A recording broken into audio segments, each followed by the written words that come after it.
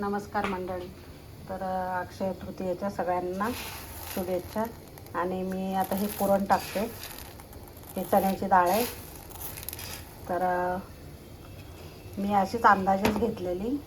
तर आमच्याकडे 4 माणसांचा स्वयंपाक आहे, तर मी त्याप्रमाणे घेतलेली 2 वाट्या. तुमच्याकडे जशी जशी माणसं असतील त्याप्रमाणे तुम्ही डाळ वाढवू शकता. आणि इकडे मी पाणी ठेवलेलं आहे उकळायला. आता पाण्यामध्ये ना थोडीशी हळद घालायची आणि ही सर्व डाळ याच्यात टाकून घ्यायची आणि ह्याला झाकण लावून 5-6 शिट्ट्या काढायच्या बारीक गॅसवर.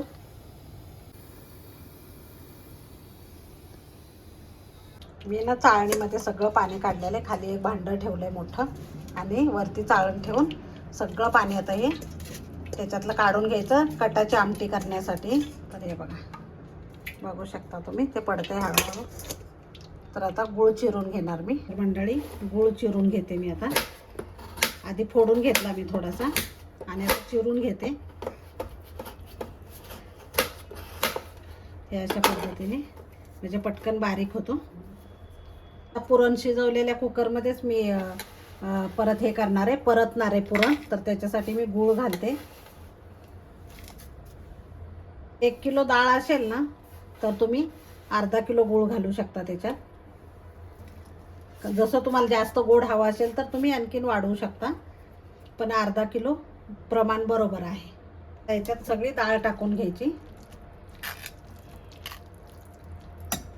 आता सगळं मिक्स करून घ्यायचं हे.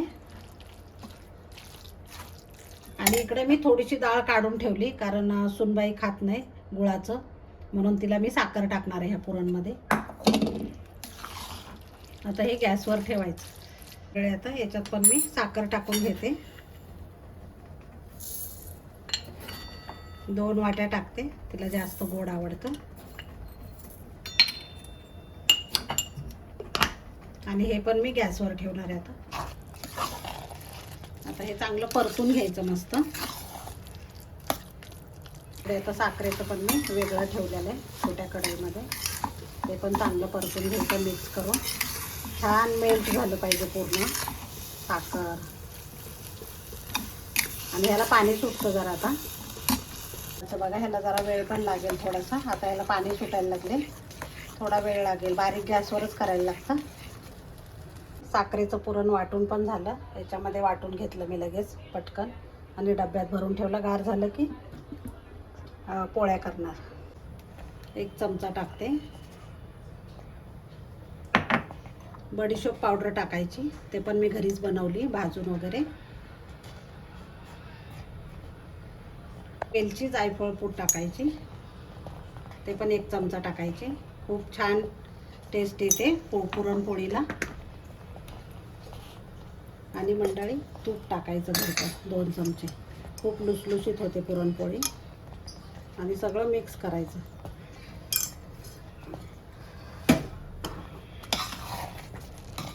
मीठ टाकायचं अगदी थोडंसं. असाच ठेवायचा नाही गोडाचा पदार्थ, म्हणून थोडंसं मीठ टाकलं ना चव दुप्पट वाढते. आणि आता हे मिक्स करायचं चांगलं. तर मंडळी आता पुरण झालंय की नाही हे कसं ओळखायचं तर तुम्हाला दाखवते मी. आता हे असं मध्ये उभं राहिलं ना असं उलातनं, तर ते आपलं समजायचं की झालेलं आहे पुरण. आता हे गॅस बंद करायचा, नंतर घट्ट होतं ते. आणि गरम गरमच वाटून घ्यायचं. तर मंडळी पुरण तयार झालेले आता. आणि हे बघा किती घट्ट झालेलं आहे बघा. मी कणिक मळून घेणार आहे. त्याच्यासाठी मी मीठ टाकलेलं आहे आणि हळद टाकलेली आहे थोडीशी. थोडंसं पाणी टाकायचं आणि पीठ टाकून घट्ट कणिक मळायची, म्हणून मी याच्यातच मळते. आणि मी गव्हाचं पीठच वापरलेलं आहे, मैदा वगैरे काय वापरणार नाही आहे. तर आता थोडं थोडं पाणी टाकून हे छान मळून घ्यायचं घट्ट. पुढे काय करायचं ना लुसलुशीत पोळी होण्यासाठी ते मी दाखवणारच आहे. आता मळून झालेले असं घट्ट मळायचं आणि याच्यामध्ये ना पाणी ओतून ठेवायचं. भरपूर पाणी ओतायचं, वरपर्यंत भिजलं पाहिजे. अर्धा तास असंच ठेवायचं. याला झाकण लावून ठेवायचं. आता आणि अर्धा तासानंतर मी दाखवते. आता मी रस करून घेणार आहे. कणिक भिजते तोपर्यंत हे मी 5 आंबे घेतलेले, देवगड हापूस आहे. तर हे स्वच्छ मी धुवून अर्धा तास पाण्यात ठेवले आणि त्याच्यानंतर मी स्वच्छ धुवून वगैरे घेतलेले. आता मी रस करून घेणार आहे. आणि याच्या आधी पण हे आंबे वापरलेले, त्याच्यामुळे हे आंबे खराब नाही आहेत अजिबात. तर मी कशा पद्धतीने रस करते मी त्याच्या आधी पण दाखवलेलं आहे. हे अशा पद्धतीने मी करते, मिक्सरमध्ये नाही करत मी रस. तर मंडळी आता मी सगळे आंबे त्याच पद्धतीने पिळून काढणार आहे आणि असे उलटं करायचं साल, म्हणजे सगळं त्याचं निघून जातं. सगळे आंबे मी पिळून घेतलेले, किती छान झालेले आहे बघा. आणि मध्ये मध्ये ना गुठळ्या आल्या ना जेवताना, तर खूप छान वाटतो असा. आणि रस काळा पडू नये ना त्याच्यासाठी पण मी थंड पाणी वापरते. ते एक टीप आहे तुमच्यासाठी, रस काळा अजिबात पडत नाही. आता थंड पाणी घातलेलं आहे मी याच्यामध्ये थोडंसं, आणि तेच मी असं हे करून घेणार आहे. थोडंसं ह्याच्यामध्ये रस खूप असतो ना, त्याच्यामुळं काढून घेणार आहे. मंडळी आता रस छान झालेला आहे बघा. 5च आंब्याचा आहे पण किती छान झालेला आहे बघू शकता तुम्ही. तर आता याच्यामध्ये आपल्याला मीठ टाकायचं आहे. आणि मी साखर अजिबात टाकत नाही, एवढे गोड असतात ना आंबे, आम्ही साखर अजिबात टाकत नाही. ज्यांना पाहिजे त्यांना वरून घेता येतं, म्हणून मी ह्याच्यात कधीच टाकत नाही. आणि हे 5 मिनटं मी भिजत घातलेलं केशर, छान कलर येतो मस्त. आणि वेलची जायफळ पूड टाकायची.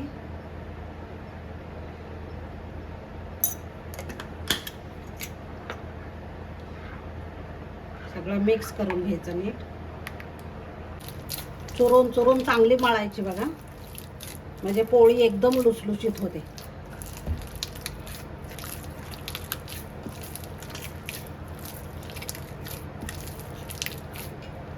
पण जसं जसं मळेल ना तसा कलर ह्याचा चेंज होतोय बघा, येल्लो कलर यायला लागला ह्याला.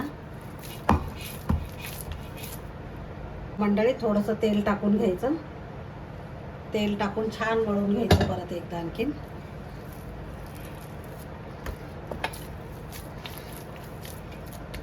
छान मस्त गोळा झालेला आहे बघा मंडळी, हे बघा एकदम लुसलुशीत.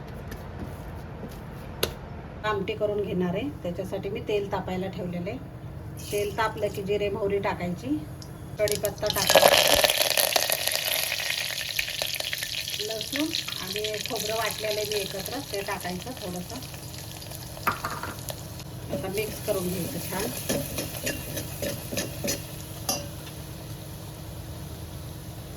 हिंग टाकायचं, हळद टाकायची, थोडासा कांदा लसूण मसाला टाकते मी.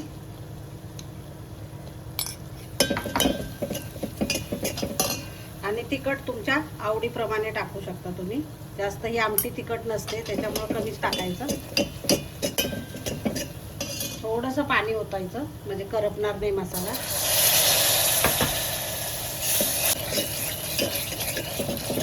मस्त तेल सुटेपर्यंत भाजून घ्यायचं.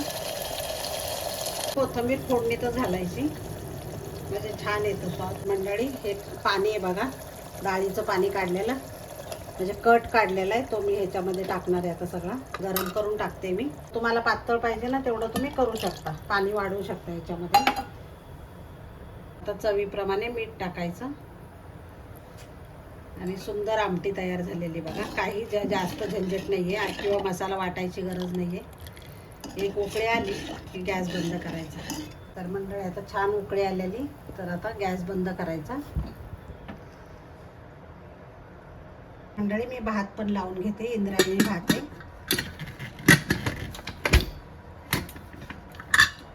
आता पोळी लाटायला घ्यायची. सगळं झालेलं आहे, आमटी भात रस वगैरे सगळं झालेलं आहे. तर आता पोळी मी लाटायला घेते. उंडा कसा करायचा बघा, मी या पद्धतीने करते. थोडंसं पिठामध्ये घोळवायचं,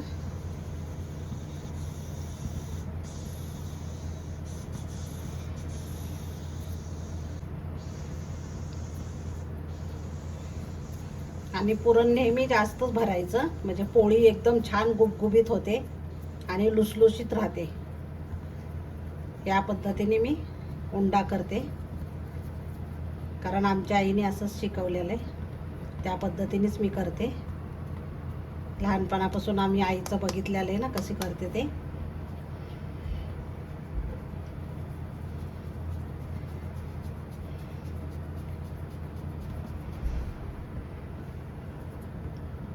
आणि कुणाला जर कापड म्हणजे खाली कापड पण लावतात बघा, चिटकतं म्हणून, पण मी काही लावत नाही कापड.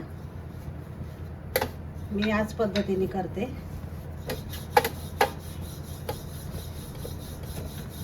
अशी करत करत ना पोळी लाटून घ्यायची, उलटी करायची. आता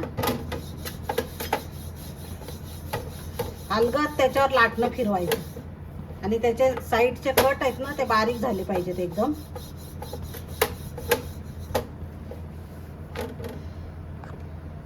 चांगलं शेवटपर्यंत बघा पुरण जातं, बघू शकता तुम्ही. तुम्हाला वाटलं तर थोडंसं पीठ लावायचं खाली.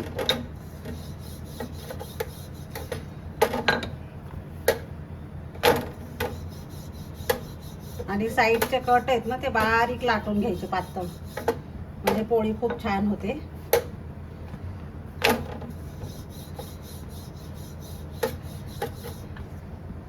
आता झालेली, आता तव्यावर टाकायची.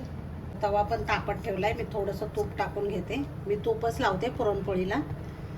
चपातीला पण मी तूपच लावते, तुम्ही तेल पण लावू शकता.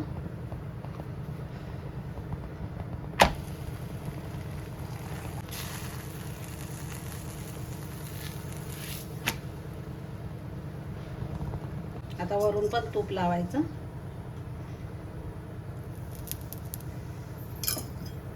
आणि कशी मस्त टम्म फुगते बघा पोळी. या पद्धतीने दोन्ही साईडनी तूप लावून चांगली शेकून घ्यायची.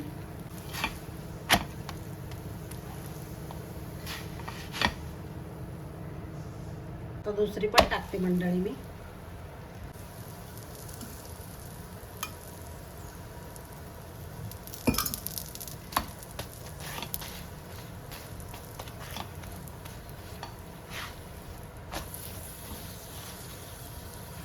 याच पद्धतीने मी सगळ्या पोळ्या करणार आहे.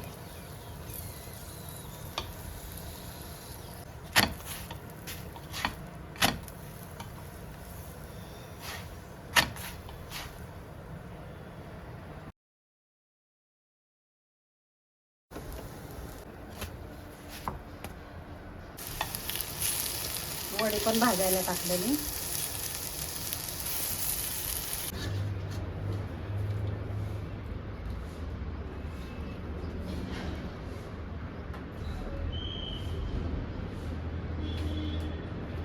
नाही, मागच्या वर्षी पण केलं ना, मला असं वाटत आहे परत होतं ना.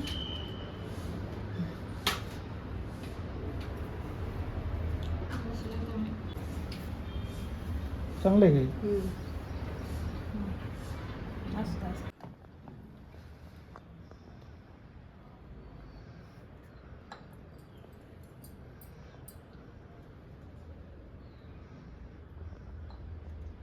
हां हां थांब.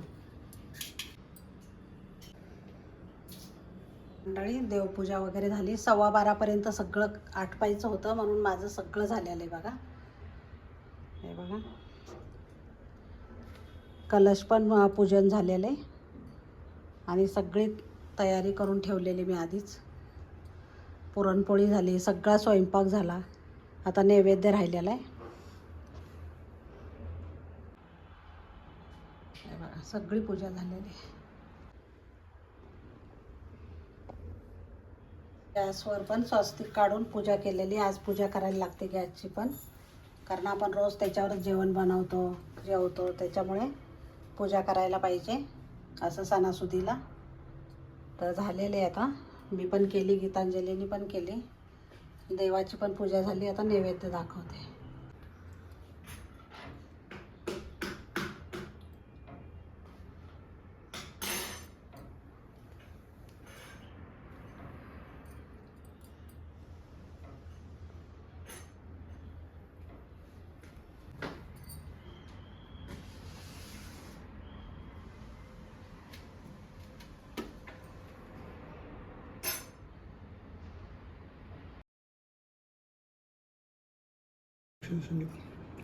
अक्षय तृतीयाला ना सोनं घ्यावं असं म्हणतात.